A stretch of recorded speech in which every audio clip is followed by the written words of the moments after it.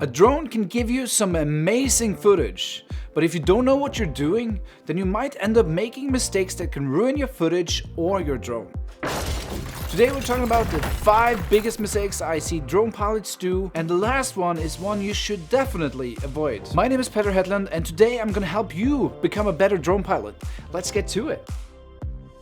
One mistake I did all the time as a beginner and that I see a lot of people doing is not sticking to the movement. Readjusting your shot in the middle of the shot is not going to make it better. It's just going to ruin what might have been an okay shot. Stick to your movement, and if it's not as you envisioned, then redo the shot. Always aim for 10 seconds of consistent movement for each shot. If you want to get the most cinematic footage possible from your drone, then you should stick to the 180 rule, which means that your shutter speed should be double of your frame rate. So if you're shooting at 24-25 frames per second, then you should have your shutter speed at 1/50th of a second to cause a natural motion blur. This is especially important in situations where you're flying close to the ground at high speeds, since you might end up with jittery footage. If you want to do this in strong sunlight, then you will have to use ND filters to stop down the light to get the correct exposure, which transitions perfectly into number 3 on the list.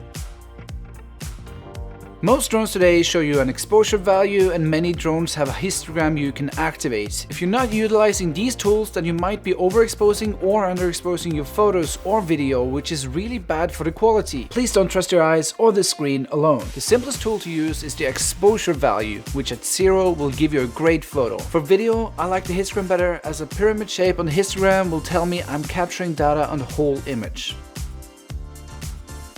I can understand the fascination with flying high and maxing out to 120 meters above ground, but if your goal is great photos or video, then height won't be your answer in most cases. A good friend of me once said that to show immensity or speed, you should get really close to the ground, the foliage or something else, and I have found that that always makes for great footage.